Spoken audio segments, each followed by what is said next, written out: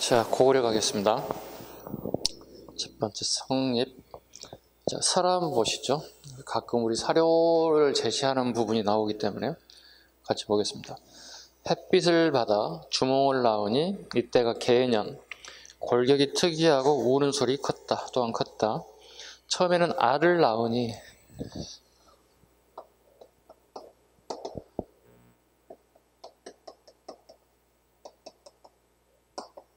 보통 우리는 사람은 태생이라는 얘기를 쓰죠. 그죠? 포유류들은 보통 태생이죠.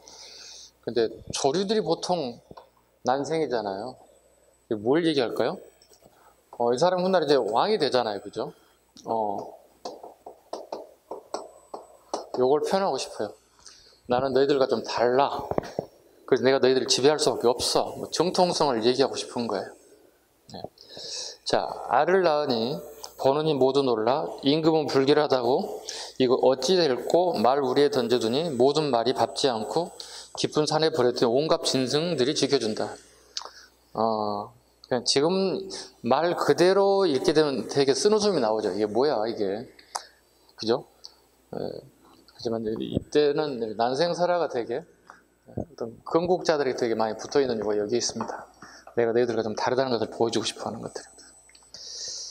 그 다음에 밑에 그림만 또 같이 봐주시죠. 고구려 졸본성. 졸본성은 이제 건국에 관련된 부분이 있고요. 오녀산성. 지금의 오녀산성으로 보고 있습니다. 네. 오녀산성은 현으로 써놓을까요? 오녀산은 오녀산성으로 보고 있다. 졸본성은 현재 오녀산성으로 보고 가장될 수 있다. 그래서 처음으로 건국이 됐다. 높은 산에 이렇게 올라가야 여기 나라가 있다는 거죠. 이렇게. 근데 이게 이제 문제가 방어에는 유리한 점이 있죠. 그죠?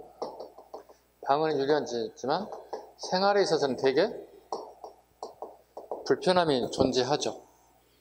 그래서 훗날 오녀산성에서 국내성으로 천도를 하게 되는 겁니다. 그의 아들 유리왕 때요. 지도를 보게 되면 이렇게 그릴 수 있겠네요. 출발점이 여기였다고. 여기서 이렇게 옮겼다고. 1번, 2번 수도가 이해 가셨죠? 이렇게. 자, 다시 가겠습니다. 자, 왕들에 대한 얘기를 할게요. 첫 번째 동명왕 가겠습니다. 동명왕.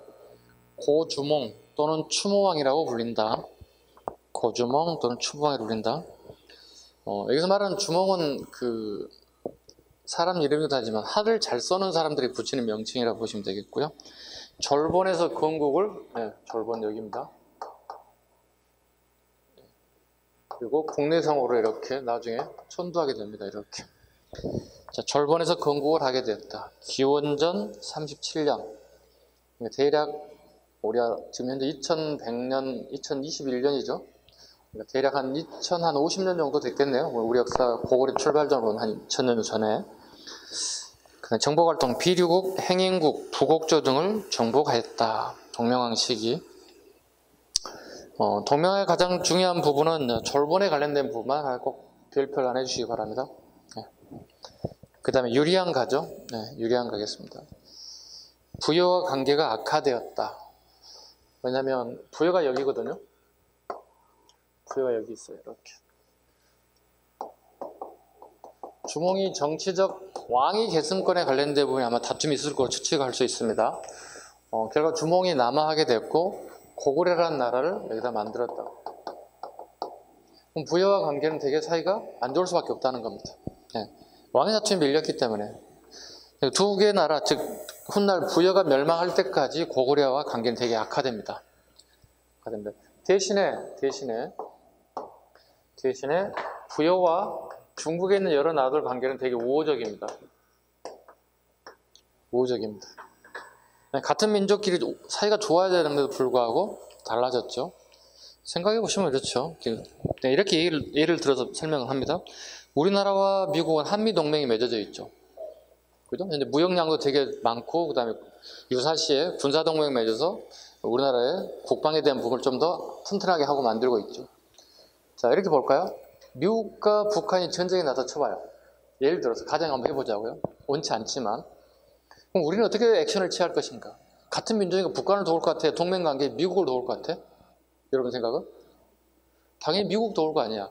근데 이게 훗날 100년, 200년, 300년, 500년, 1000년 뒤에 이거 공부할 때 같은 민족은 우리를 돕지 않았지? 미국과 싸우는데 이렇게 훗날 우리 후손들이 이렇게 퀘스천 마크를 달 거 아니야. 왜 뭐지? 같은 민족인데?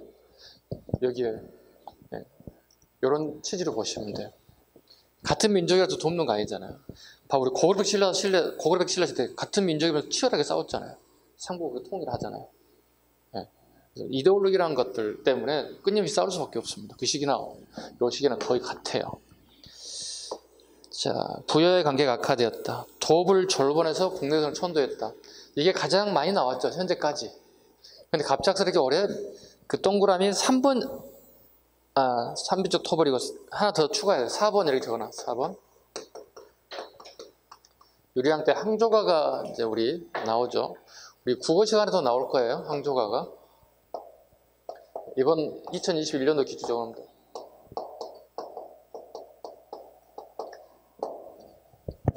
2021년 기출문제죠. 그 내용은 이렇죠. 그 유리왕의 이제 본부인 말고 후처들을 보통 왕실에서는 계비라는 용어를 쓰거든요. 되게 사랑하는 계비가 싸워요. 이렇게 부인들끼리 싸워서 도저히 나는 살 수가 없다 해서 자기 본 나라로 도망가 버린다고요. 그래서 이 소식을 듣고 급하게 말을 달려서 갔지만 이미 국경선을 넘어가서 더 이상 넘어갈 수 없는 상황이 됐다고. 그래서 말을 돌리고 다시 돌아오려고 컴백하려고 봤더니 나무 위에 항조롱이들이 한 쌍들이 이렇게 지지배배 되게 정답게 논이는 모습을 보고 자신의 처량한 모습을 빗대서 쓴 글이 항조가죠. 국어시간에 배우셨죠? 네, 이게 나왔어요. 네, 항조가를 던져주고 유리왕의 업적을 물어보는 거였어요. 참고로 176페이지 한번 펴보세요. 우리 책에 안 나온 게 아니라 176페이지 저는 문학 파트에 정리한 게 따로 있어요. 문화 부분에 176페이지 보시면 문해 부분에 항조가 유리왕이 있죠. 그거 필판해 주시기 바랍니다. 박스 제일 밑에 문해 부분 176쪽 찾으셨죠? 서로 적어 놓으시면 돼. 176과 70페이지 서로 적어 놓게 되면 서로 이렇게 같이 공유할 수 있어요. 볼 때마다 176과 70을 서로 반대편을 적어 놓으시면 볼 때 여기 기록이 남아 있었구나. 선생님 우리 책이 안 나와서 그러시면 안 된다는 얘기지. 어떤 친구들은 안 나왔어요. 끝나고 나서 이렇게 얘기했어요. 어떤 친구가 뒤에 있어요. 이렇게 얘기하는 경우가 있습니다. 그래서 다 있는 부분인데 우리가 게을리하게 됩니다. 수업 시간에 다 했던 내용들인데 어떤 친구들은 어려웠다. 어떤 친구들은 되게 쉬웠다. 반반이에요. 공부를 한 친구들과 안 한 친구들의 차이점입니다. 자, 그 다음에 태조왕 가겠습니다. 여기 주몽 아닙니다. 여기 아까 얘기했습니다. 금옥자가 아닙니다. 아까 얘기했다시피 옥조를 정복하고 동해도 2분의 1 먹었고 그렇죠? 이런 업적 때문에 조자가 붙었다. 태조는 6대조입니다. 6번째 왕이라는 뜻입니다. 6대조라고 보시면 되겠습니다. 볼까요? 계루부 중심으로 5부 연합했다. 5부를 연합시켰다. 옥조를 정복, 여동지방을 공격하였으나 부여의 방해로 실패, 낙랑군을 자주 공격하여 활발한 정부 활동을 펼쳤다. 그 다음에 신대왕, 동그라미 3분의 X 하시죠. 윤세가 하면서 중복된 것 같아요. 제가 이렇게 보내진 않았을 텐데 3분의 X 해주시기 바랍니다. 삭제, 국상제가 좀 2번 들어가 있습니다. 자, 국상제가 처음 도입됐다. 요즘쯤은 국무총리급이라고 보시면 되겠죠. 대통령, 국무총리. 두 번째, 현도군과 대립, 명림답부, 최초의 국상으로 차대왕을 시해하고 신대왕을 옹립. 당시 그의 관직은 조의에 불과했다. 경호원에 불과했다. 자, 명림답부를 밑줄 긋습니다.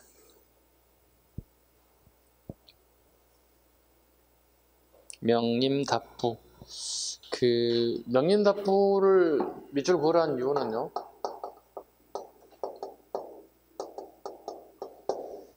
왕을 물어보는 게 아닙니다. 그 사료로 명린답부라는 단어를 쭉 나누려고 이 사람이 활동했던 나라와 관련된 부분 이렇게 물어볼 거란 얘기야. 그러면 우리 선택지에 고구려 어느 왕인지 모르겠지만 업적을 하나 또는 특징을 적은 지문이 답이 돼야 된다는 뜻이에요. 의미 아셨죠? 네, 지금 뭐 신대왕 때 활동 내용이 뭡니까 물어본 게 아니라 사람 이름을 던져놓고 자 명린답부 활동했던 이 시기에 나라와 관련된 설명 옳은 거 옳지 않은 거 물어본다는 얘기야. 그럼 명린답부라는 사람 내가 알아야 되잖아. 최소한도 뭐 신대왕까지 몰라더라도 되게 고구려 시대에 이런 일을 했던 사람이구나. 최초의 국상의 자리가 됐고 왕까지 바꿀 정도의 힘을 가졌던 인물이구나 정도는 체크해야 된다는 뜻이에요. 고국 천왕가죠. 여러분 가끔 헷갈리는 게 고국 천왕이 있고 오른쪽 가면 고국 원왕이 있어요. 그죠? 헷갈리기 딱 좋아요. 먼저 고국 천왕 보세요. 이세기 인물이잖아요. 좀 우리가 약간 표현해보자고. 고국 천왕이 하늘 천자고 이게 먼저구나. 하늘이 높고 위지 밑에니까 고국 원왕이구나. 이 고구려 왕들의 그 명칭이 되게 좀 특징이 있잖아요. 예. 왕의 무덤이 쓰였던 장소 이런 치면 동네 이름이에요. 동네 이름을 그대로 붙여버렸어요. 고구려 왕이 특이해요. 그럼 뭐죠? 고국 천왕이니까 어디에 붙였다는 뜻이죠? 고국 천에 붙였다는 뜻이 되는 거고 고국 원왕은요? 고국 원에 붙였다는 뜻이에요. 동네 이름이에요. 네. 선생님이 왕을 하다가 주한역에 붙였어요. 선생님 무슨 왕이 될까? 그렇지. 선생님 집이 목동인데 목동에 붙이면 무슨 왕이 될까? 목동왕이 될 거 아니야. 그죠? 선생님 강남이 집이야. 그럼 무슨 왕이 될 거야? 그렇지. 그런 식이에요. 그 고구려 왕의 그 명칭을 붙인 되게 특이해요. 삼국 중에 되게 특이하게 붙인 나라가 유일해요. 네. 그래서 가끔 어떨 보면 참 재밌게 졌다 이런 얘기도 생각할 수 있어요. 자, 고국 천왕 보죠. 가장 잘 나온 게 형사치수제입니다.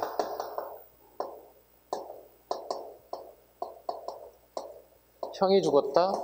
내가 형수에게 장가들었다. 장가들 치자입니다. 이 형사치수제는 이런 나라에 주로 있어요. 반농 반묵가에 주로 있어요. 중국이라 좀 그렇고 북방이라고 봐야 되겠죠.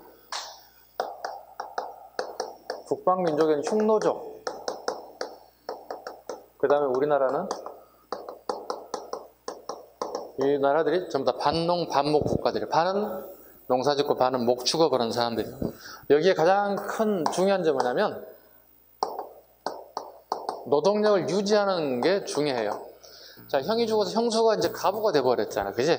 그러면 가부가 되는 형수뿐만이 아니라 거기에 딸린 조카들도 있다고요. 예를 들어 형수가 재혼을 하게 되면 그만큼 그에 상응하는 노동력이 상실된다는 거예요. 그걸 내가 계속 유지하기 위해서는 내가 형식적이지만 형수를 내가 취하는 거예요. 지금의 도덕적 관념을 보면 있을 수 없는 일이죠. 도저히 있을 수 없는 일이지만 그 시기라고 보시면 돼요. 그러니까 지금 시각으로 각을 보지 마시고 옛날에 이렇게 했구나 정도 보시면 돼요. 형사치수제.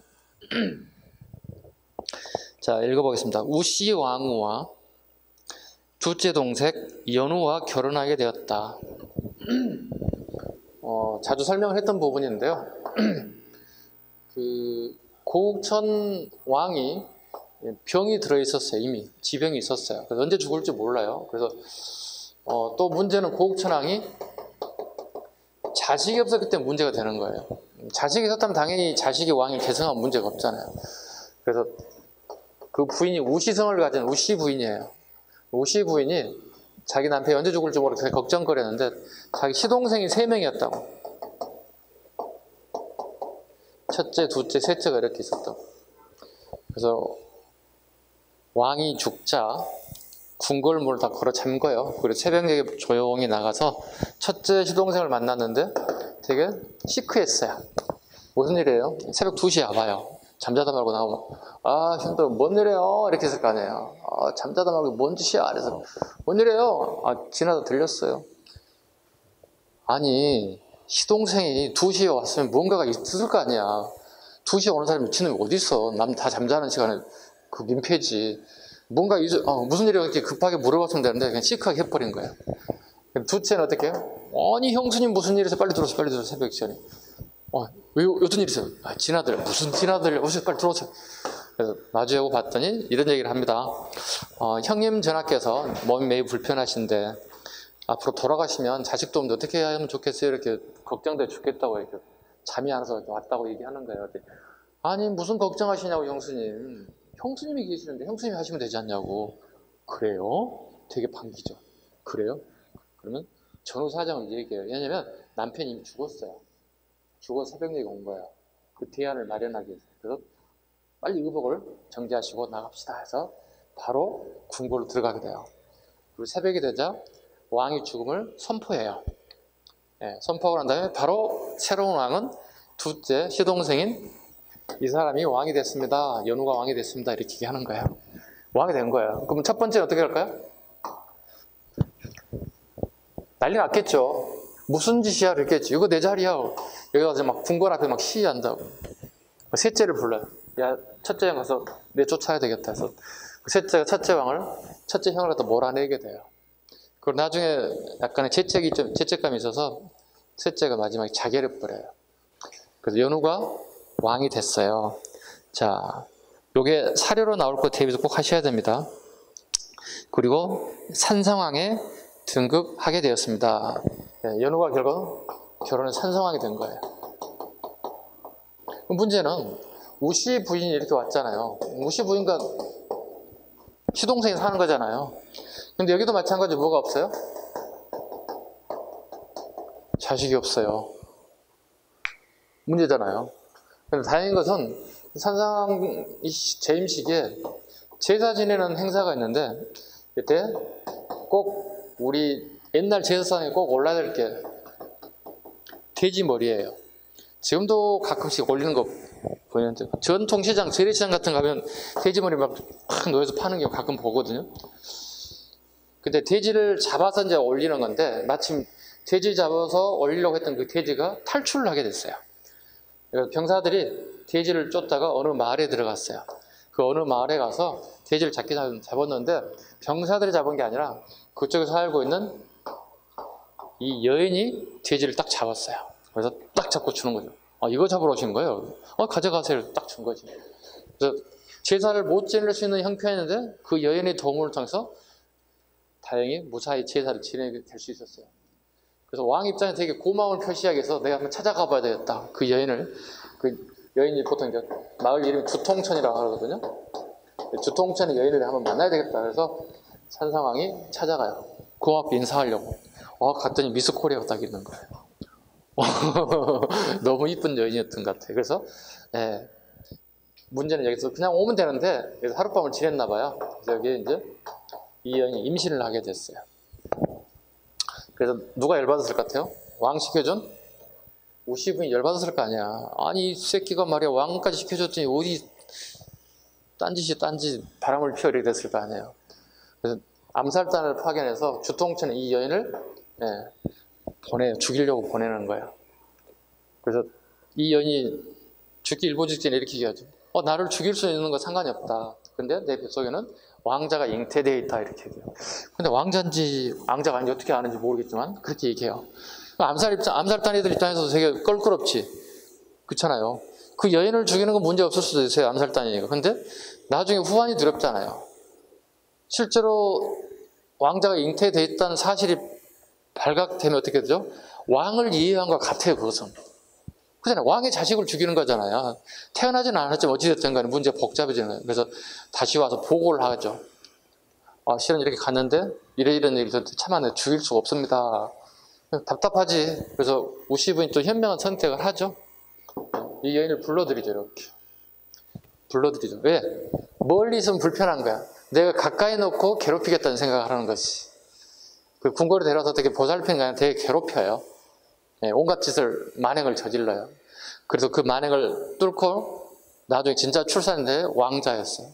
어떻게 될까? 전세는 역전되잖아요. 그죠? 대를 잃지 못하는 부인 의미가 없지. 그래서 왕자를 낳은 이 부인이 파워가 세지게 되는 거죠. 그래서 자기 아들이 성장하게 되면서 가면 갈수록 파워가 세지기 시작한 거예요.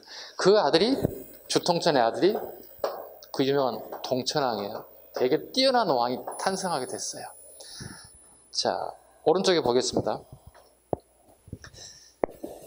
이게 동천왕이에요. 동천하기 전에 고궁천왕에 대한 빠진 부분을 또 같이 할게요. 자, 왕이 계승을 형제 상속에서 부자 상속자로 바꾸고 전로부를 왕비족으로 삼았다. 자, 부자 상속자로 바꿨는데 문제는 고궁천왕이 자식이 없는 거예요. 그게 문제인 거예요. 되게 특이하잖아. 자기에게 유리한 법을 만들었다고. 부자 상속제로. 근데 자식이 없어서 문제가 된 거였고. 오른쪽에 갑니다. 전통의 오부가 동서남북 중 행정의 성격이 오부 개편됐다.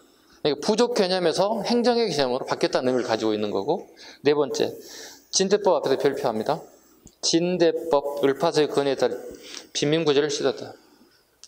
그 을파소라는 사람은 오부족의 연명체에 해당되는 사람이 아니에요. 이 사람은 농민 출신이에요. 농민 출신이기 때문에 제일 먼저 첫 번째 정책이 빈민구제책인 진대법이었던 거예요. 농민의 어려움을 이 사람보다 더 잘하는 사람 없겠죠. 본인이 직접 농사 짓는 사람이니까. 그래서 이 얘기는 다르게 표현하면 무슨 얘기냐면, 고구려라는 나라는 오부족 연맹체라고, 힘 있는 5개 부족이 나라를 만들었다고. 그러면 결국은 대부분의 높은 자리는 오부족들이 돌아가면서 맞는 거예요. 근데 이 진대법을 건의한 을파소가 처음 국상이 됐다는 얘기는 다르게 표현하면 고궁천왕 이미 왕권이 너무 세졌다는 얘기예요. 다른 부족을 내가 인정하지 않고 내가 내 마음대로 국상을, 내가 오른팔을 뽑아버렸잖아요. 그래서 고궁천왕은 이미 왕권이 강화됐음을 증명하는 거예요. 그래서 우리나라의 혼란이나 한국제도 뭐 이런 것들이 전부 다 여기 나오는 진대법에 뿌리를 두고 있어요. 일종의 빈민구제책이다 보시면 되겠습니다. 그 다음에 이제 삼산왕의 아들인 동천왕 가겠습니다. 그 동천왕은 여기 다 쓰지 못한 얘기 중에 하나가 이겁니다. 되게 뛰어난 인재였어요. 되게 머리가 영리했어요. 그래서 가장 큰 문제가 이제 중국과의 관련된 부분인데, 자 봐볼게요. 우리 삼국시도 여기도 삼국시대라고 그랬잖아요. 그죠?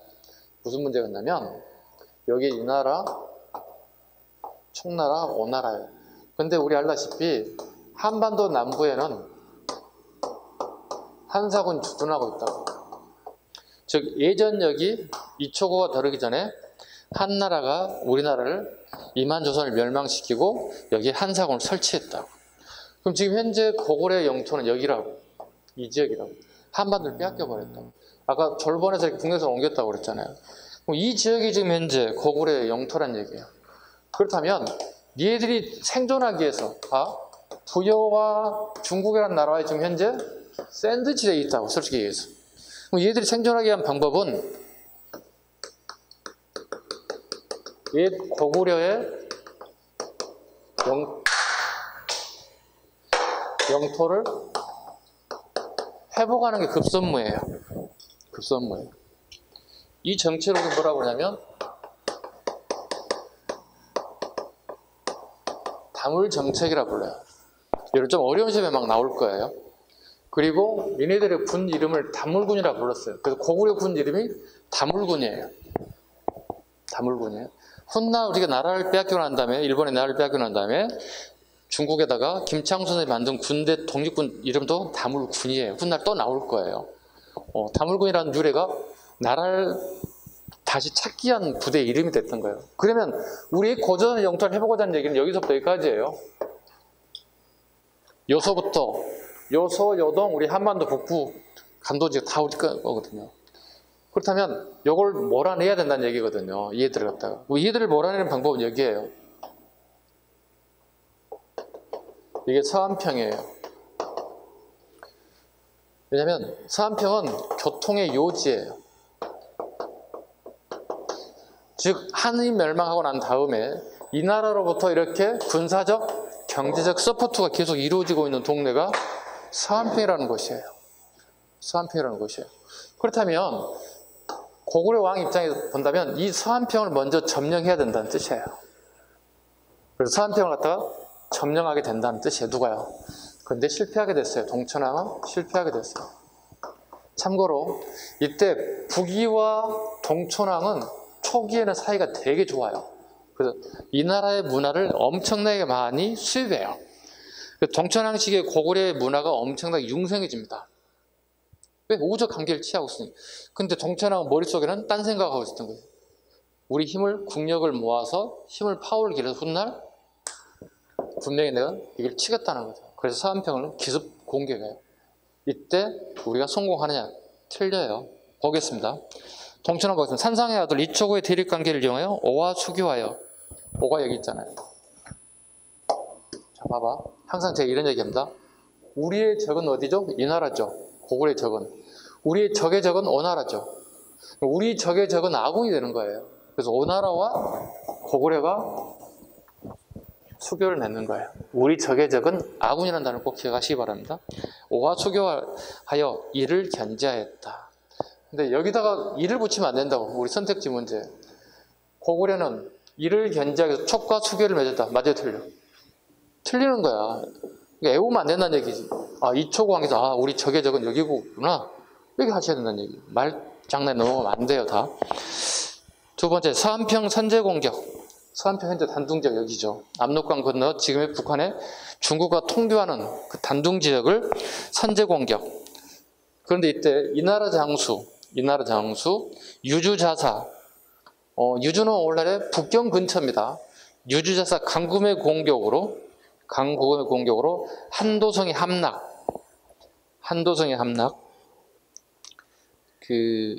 한도성은 산성이에요. 살짝 제가 한도성의 옆에서 가로 열고 산성이에요. 산성이 무너진 거야.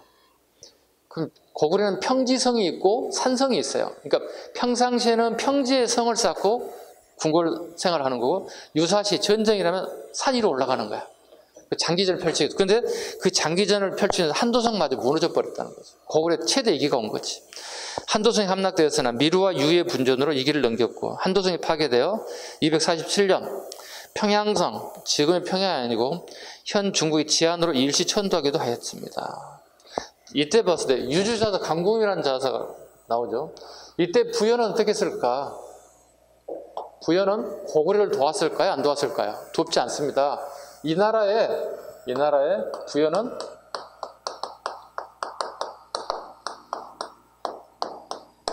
군량미를 제공하게 돼요. 아까 제가 미국과 북한이 싸우게 되면 우리는 어떻게 할까? 우리 북한을 지원할까? 미국을 후원할까? 아까 얘기했잖아요. 미국을 후원할 것이다. 충분히 갔죠? 자, 다시 갑니다. 자, 유주자사 강국엄이 고구려를 공격할 때 부여는 뭐였다고요? 우리나라가 아닌 이 나라에다가 군량미를 제공했다. 이해 가셨죠? 글로 공부할 게 아니라 지도를 보면 충분히 이해 갈 수 있습니다. 그 다음에 3번 248년 신라의 사신을 파견하기도 했다. 그 다음에 미천왕 가겠습니다. 미천왕. 자, 삼국을 통일한 진이 약해지자 낙랑군과 대방을 축출했다.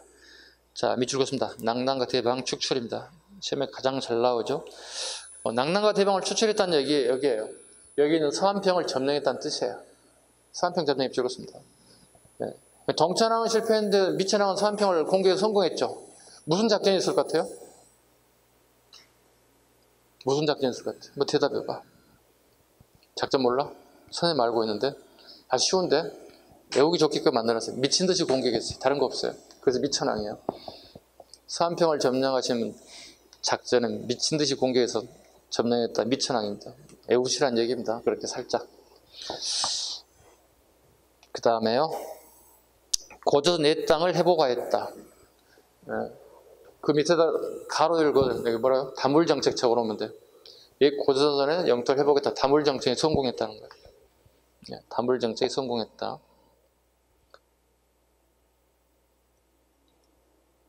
서쪽으로는 요화, 남쪽으로는 한강에 이르는 성과를 이루었다. 미천왕도 벌써 영토가 넓어지고 있습니다.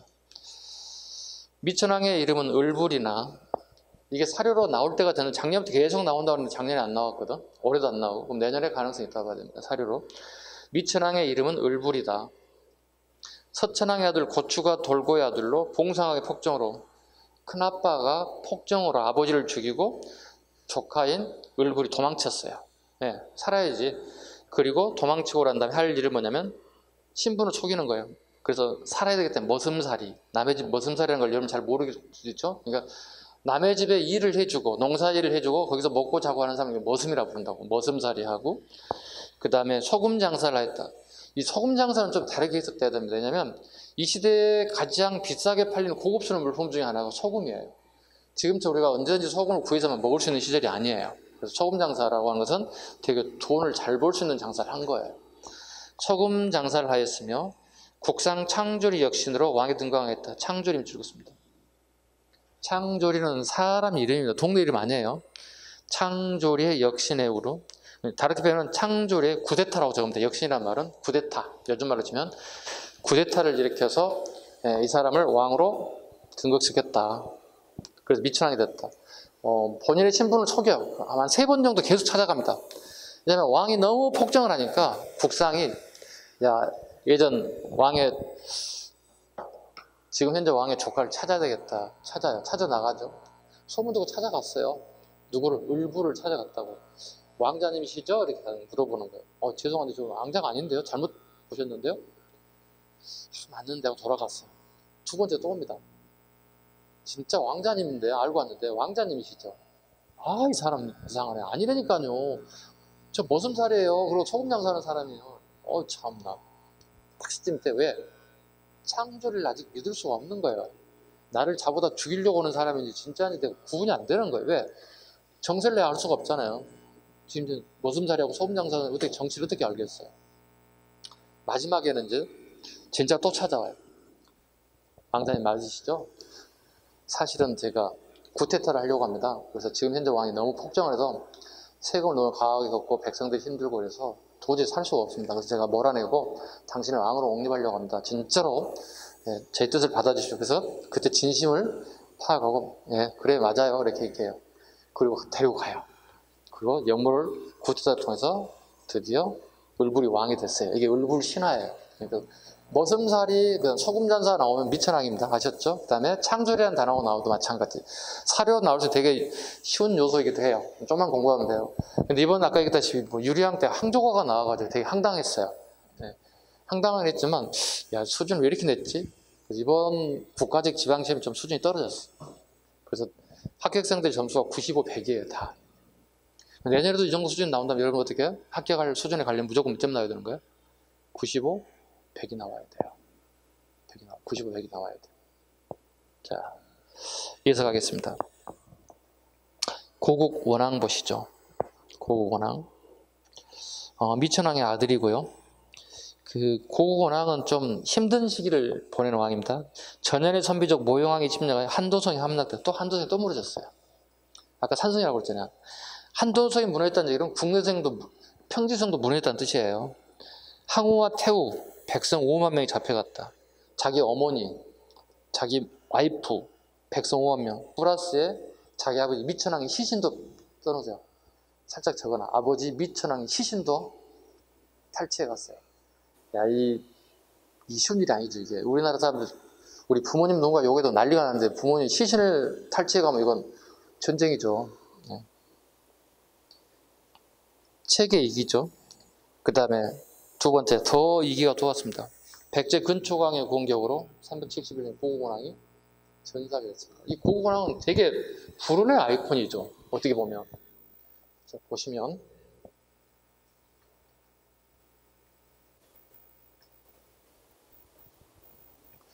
우리가 삼국의 관계를 보면 전성기를 갖다 이렇게 보거든요. 이렇게 보거든요. 여러분 알다시피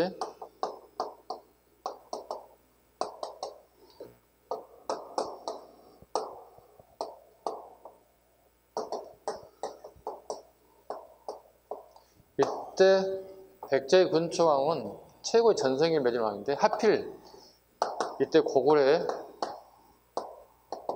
고국원왕이 딱 4세기, 5세기 딱 인물이거든요. 4, 5, 6 잘못 적었는데 잠깐만요. 다시 적을게요.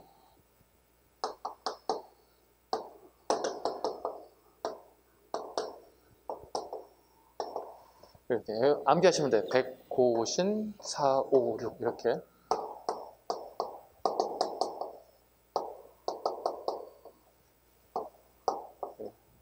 죽여버립니다. 이거 버리세요. 4, 5, 6, 150 이렇게. 4, 5, 6, 150. 근초고왕에 의해서 고고랑이 전사하게 되었다. 고구려 최대 위기가 오게 되었다. 이분입니다. 백제 근초왕의 공격을 전사하였다. 그 결과 고고랑의 아들이었던 소수림왕이 왕위를 계승하게 되었다. 이게 우리 중학교, 고등학교, 중간고사, 기말고사에 끊임없이 나왔던 셈이에요. 업적 3가지 골라내라는 거잖아요. 다음 소수림왕의 업적이 아닌 걸 고르세요 얘기하잖아요. 그럼 소수림왕이 할 수 있는 게 뭘까? 자기 아버지도 되게 유명한 싸움꾼이에요. 근데 그 싸움꾼도 실패했잖아요. 그럼 백제를 내가 복수하겠다고 군사를 얘기 전쟁했던 분들 내가 승리한다는 보장이 없어요. 그럼 결과적으로 소수림왕 할 수 있는 게 뭘까? 내치에 힘을 기를 수밖에 없어요.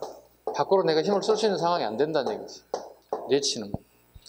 첫 번째가 나오다시피 태학설립. 태학설립은 인재를 기르겠다는 거죠. 인재를 양성하겠다. 우리 인재가 너무 많이 죽었다는 거죠. 또 가끔 또 얘기합니다. 그 학교에 관련된 부분에서 이 태학이라는 단어는 되게 중요하죠.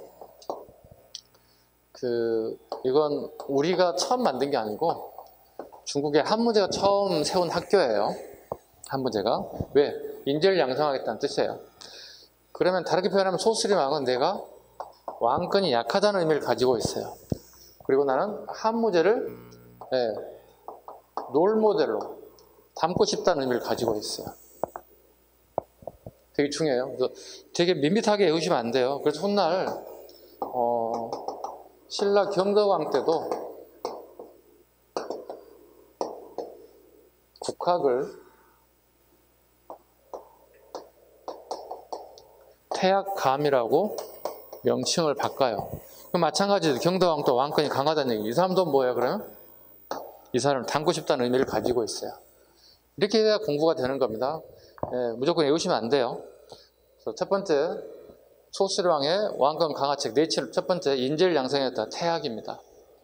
그 다음에 법이 필요하죠. 율령반포입니다. 전쟁에 많은 상처를 입은 사람들에게 불교 종교가 필요하다고 불교가 공인되기 시작하죠. 소수림왕식이 이 시기엔 거의 내치를 중점적으로 다루더라. 물론 그 백제하고 소수적인 일부 전쟁이 있긴 합니다만 크게 내세울 만한 건 아니고 요 3가지 정도만 우리가 잡읍시다. 그 다음에 페이지를 넘기겠습니다. 자, 고구려의 이제 발전과 쇠퇴에 관련된 부분을 보도록 하겠습니다.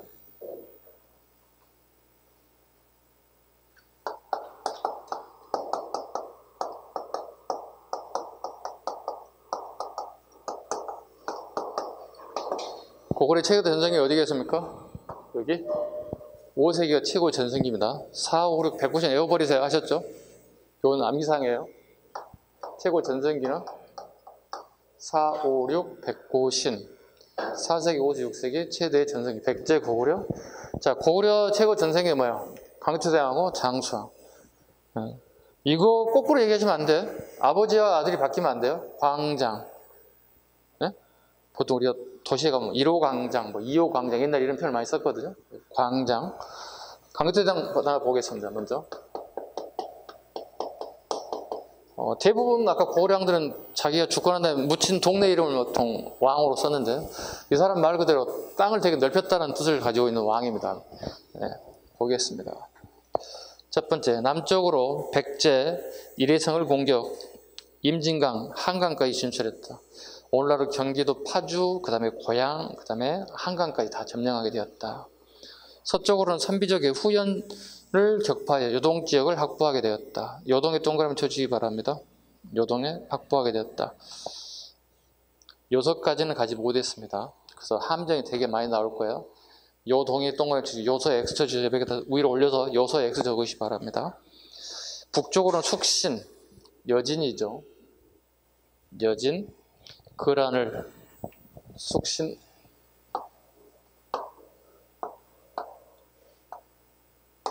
다 점령했다는 뜻입니다. 여기까지 다 여기는 아니라는 얘기입니다. 쉽게 얘기해서. 요동 지역까지는 다 점령했지만 요서까지는 가지 못했다. 그 다음에 북중국에 강자였던 북위를 정벌하기 위해서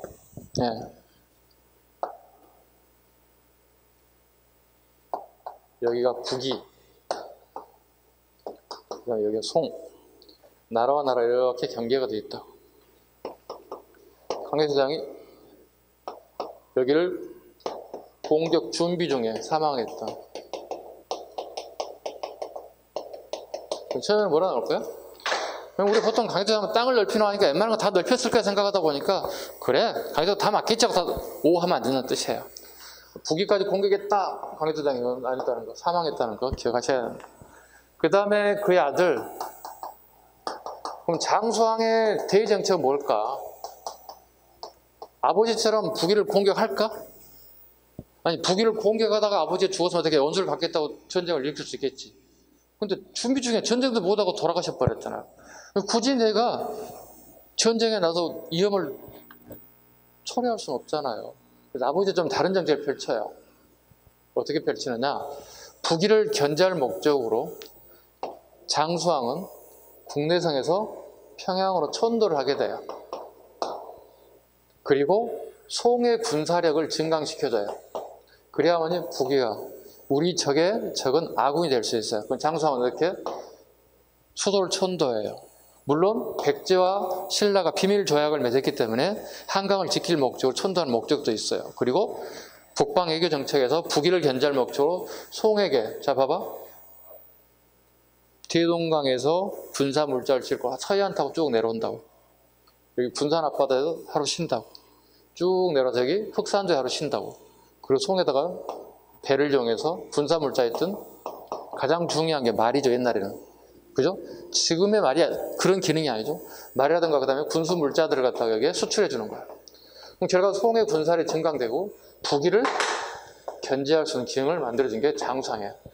아버지 강개토 대왕보다 훨씬 더 현명한 외교 정책을 펼친 게 싸우지 않고 우리 아군을 얻을 수 있는 것들이잖아요. 그리고 우리가 힘을 들이지 않고 북위와 송을 계속 으르렁거리게 만들어 놓는다는 얘기지. 어때요? 장수왕이 되게 뛰어난 업적을 맞아요. 그러나 아들인 강개도 뛰어나지만 아들인 장수왕도 되게 외교 정책에 있어서 되게 현명한 정책을 택했다는 거죠. 그죠? 어때요? 여러분 생각에 장수왕이 더 뛰어난 것 같아요? 강개토장 아버지가 뛰어난 것 같아요? 그죠? 지금 현재 21세기는 그렇잖아요. 굳이 꼭 전쟁을 해서 땅을 넓힌다는 의미는 없잖아요. 근데 이제 우리 역사적으로 본다면 강개토장이 우리 원체 땅을 넓히지 못한 민족이다 보니 땅 넓힌 누군가가 나오면 되게 좋아해요. 영웅시에 뭐. 그럼 강개토장은 어떻게 엄청난 우리 영웅이 돼 있잖아요. 그죠? 그 다음에요. 2번 가겠습니다. 신라 내무랑 때 군대가 파견되었다. 별표. 기출 다수 적어놔, 살짝. 다 맞으라고 주는 별표 5개짜리야. 별표 5개 가지고 쉬운 별표 5개야. 다 맞으라고. 중학생도 맞고 고등학생도 맞고 다 맞으라고 하는 시험이야. 요 시험은 우리 공무원 시험에는 요즘에 책은 안 나오고 이제 한능금에 주로 나와요. 다 맞으라고 주는 시험이에요. 볼게요. 신라 내무랑 때 군대가 파견됐다. 애군을 낙동강에서 백제의 가야 연합군을 토벌, 강개토장 비문의 기록, 또 호명 글에도 그릇 바닥에 16글자가 나와 있더라. 설명을 하죠. 쉬운 건데 볼게요.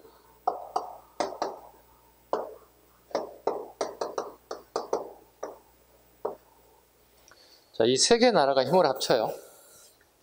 백제, 가야, 애가 힘을 합쳐서 신라를 공격해서 경주를 점령해, 수도인 경주를 점령해 버렸어. 이때 신라 왕이 뇌물왕이에요. 뇌물마리간이에요. 경주 예각에는 애군이 가득했다 이런 기록이 삼국사기에 나온다고. 그래서 한나라의 수도인 경주가 애군이 가득 찼다는 얘기는 무너졌다는 얘기 되는 거죠. 왕이 급하게 몸을 뺐다는 얘기 되는 거고. 이때 뇌물왕이 고구려에다가 SOS를 청하게 됐다고요. 좀 도와주세요. 또. 이때 고구려 왕이 그 유명한 강개토 대왕이에요. 그래서 고구려와 신라가 사이가 좋았거든요, 그 당시에. 그래서 강개토 대왕이 군사 5만 명을 보내죠. 기병 포함한 5만 명을 보낸다고. 이게 적은 군인이 아니에요, 이 당시에. 그래서 얘들이 이쪽 동해안 루트를 타고 내려옵니다. 이렇게 동해안 루트 타고 나서 여기 경주에는 애구를 격퇴하죠. 그 애구는 급하게 본국으로 빠져나갔겠죠. 그리고 끝이 아니라 가야,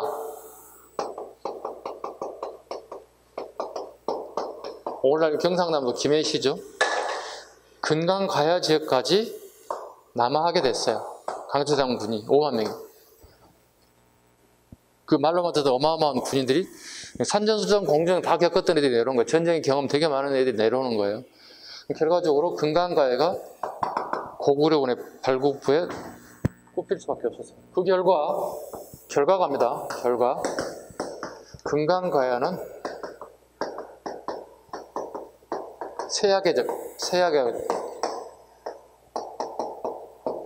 그 결과 이후에 대가야 중심으로 재편됐어요. 대가는 오늘날의 경상북도 고령 지역입니다. 대가야 중심으로 세력이 재편되었다. 그 다음에 하나 더 추가갑니다.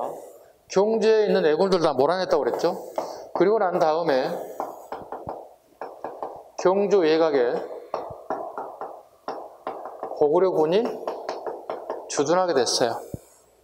고구려는 주둔하게 됐어요. 그 결과 신라에 대한 내정 간섭이 되게 시끄러워져요. 그럼 신라 왕들이 말을 안 들려고 하지. 그때마다 무슨 일을 할까? 왕을 교체해버려요. 다르게 표현하면 신라의 왕권이 되게 취약해졌고 말 듣지 않은 고구려의 이력에 의해서 왕이 빈번한 자주 교체가 이루어져요. 그러다 보니까 1년짜리, 2년짜리, 3년짜리, 막 4년짜리 왕들이 수두룩하게 나오는 거예요. 이 새끼 말을 안 듣네? 너 이 새끼 나가 이렇게. 너 아웃! 이렇게 새로운 왕을 막 옹지발인 시키고 왔어요. 그러한 다음에 신라한테 열받았겠지 이제. 나라를 구해준 건 참 고맙고 땡큐한 일인데 얘들이 와가지고 뭐 감나라 판나라 오만 짓을 다 하잖아. 그래서 이제 100년이 지나고 나면 어떻게 진흥왕식이 되면 어떻게 서서히 치고 올라가요. 그래서 고구려 땅을 다 점령해버리죠. 거의 다 점령해버리죠. 한경도지까지 다 점령했으니까요. 6세기 진흥왕 시기가 되면 고구려에게 다시 치고 올라가요. 그래서 세계 나라는 끊임없이 치열한 전쟁, 어딜 두고 치열하게 싸움을 할까요? 오늘날의 한강이에요. 고구려 신라는 치열하게 한강을 점령하기 위해서 치열한 전쟁을 벌여요. 왜? 지금의 한강은 빌딩 속으로 돼 있어서 별 의미가 없지만 예전에는 곡창지대예요. 왜? 물이 풍족하고 땅이 좋아요. 기름져요. 그러니까 씨앗을 뿌려놓으면 지네들이 알아서 자라는 거야. 우리 사람이 가서 보살펴주는 게 아니라 지네들이 스스로 막 알아하는 거야. 다 컸어요. 좀 캐가세요. 막 이러는 시대였던 거예요. 삼국의 나라는 한강을 점령하기 위해서 치열하게 싸우게 됩니다. 자, 그 다음에요. 호명 그릇 보겠습니다. 이때 이제 호우청 볼게요. 호우청 발견이 참 특이한 케이스인데요. 민가에 보통에서 이렇게 보통 땅에다 이렇게 집을 짓잖아요. 그죠? 이렇게. 근데 이 집 수리를 하다 보니까 자꾸 이상한 막 그릇들이 막 나오는 거예요. 나중에 봤더니 이게 이 집을 헐어내고 봤더니 이상하다 싶어 봤더니 이게 무덤이었던 거예요. 무덤에 사람이 살았던 거예요. 모르고. 너무 오랜 시절이다 보니까. 일제강점기식 이게 뭐가 이상하게 나오고. 그래서 발굴해 봤더니 호우청이라고 그랬잖아요. 청이라고 한 건 뭐냐면 왕릉은 아닌데 되게 특징 있는 유물이 발견된 경우에 뒤에다 무덤 청자를 붙여요. 우리 일반인들은 그냥 무덤이에요. 그냥 무슨 묘 이렇게. 그죠?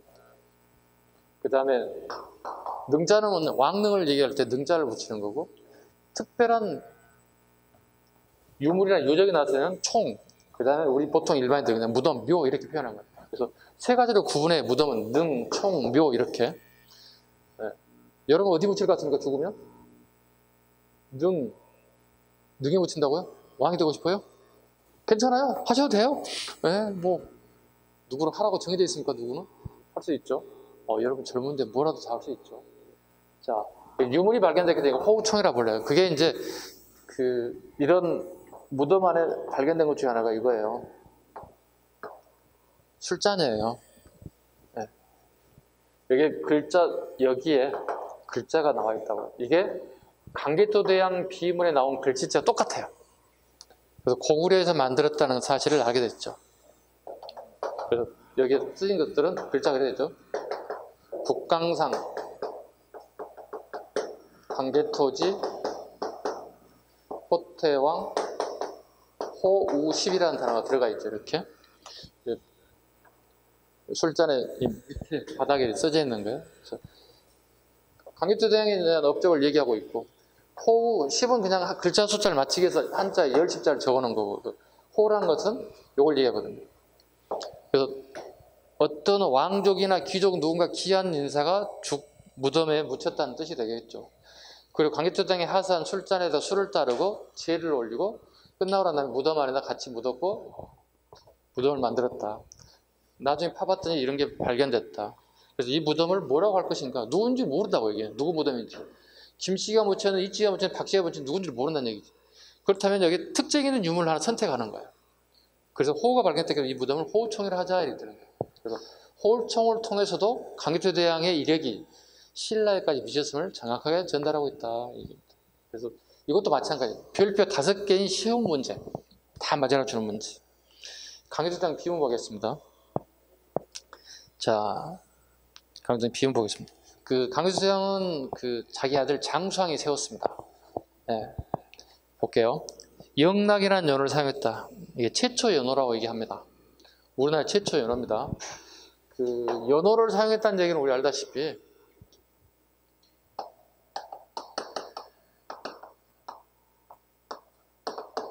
이런 뜻을 가지고 있죠. 황제국을 표방했다는 뜻이 되는 겁니다. 어디에 표방한 거죠? 대외적으로. 대외니까 어디겠습니까? 중국 애들한테 얘기하는 거야. 야, 우리 황제국이야. 이렇게 얘기하는 거야. 최초의 영웅. 자, 영원한 즐거움을 백성과 같이 하고 싶다. 이런 뜻이에요. 영락이라는 말은. 이건 이제 불교의 영향이에요. 불교에서는 영어들입니다. 불교의 영향을 받았을 것이다. 자, 두 번째 1번 보겠습니다. 장수왕 때 건립 6.3m 천돌 방식으로 만주 지반현, 퉁구, 중국 농부가 1875년에 발견, 능비 존재 처음, 기록은 용비어 참가, 고구려 유적으로 인식하지 못하였고, 지봉유설에서는 조선국에서 인수광에서는 지봉유설에는 금의 시조비로 잘못 기술되어 있더라. 처음에는 몰랐다는 거죠. 두 번째, 앞부분에 건국 내력, 주몽에 대한 얘기. 두 번째, 본론 부분에 영락 5년, 비려정복, 396년에 백제정벌, 398년 숙신, 400년 신라 애구정벌, 동부여 정복 등이 기록되어 있더라. 동부에 밑줄 긋습니다. 동부에 밑줄 긋습니다.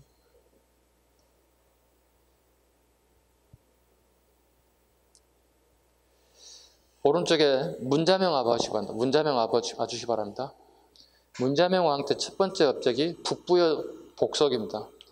그러니까 부여를 동부여와 북부여로 나눴을 때 북부여를 정복했다는 얘기 이게 마지막이에요. 기억 잘 하셔야 됩니다. 그러니까 동부여가 북부여를 갖다 구분하라는 뜻입니다. 부여가 두 개가 있다고요. 동부여와 북부여가 있는데 강개토대왕식은 동부여 쪽을 전봉하고 문자왕 때는 북부여가 전명되면서 부여가 완전히 고구려선에 넘어갔다는 뜻이 되는 겁니다. 동쪽과 북쪽을 구분 못해서 틀리시면 안 됩니다. 이거 이런 문제들은 주로 경찰 문제, 소방직의 이런 문제, 되게 이상한 문제 나와요. 네. 일반적인 문제는 일반적인 주로 많이 나오는 반면에 이런 약간 디테일한 부분들은 현재까지는 경찰, 소방 이런 문제 주로 출제되기 때문에 구분 꼭 하시면 됩니다. 경찰이라든가 소방 준비하신 분들은 이런 디테일에 좀 관심을 가져주시기 바랍니다.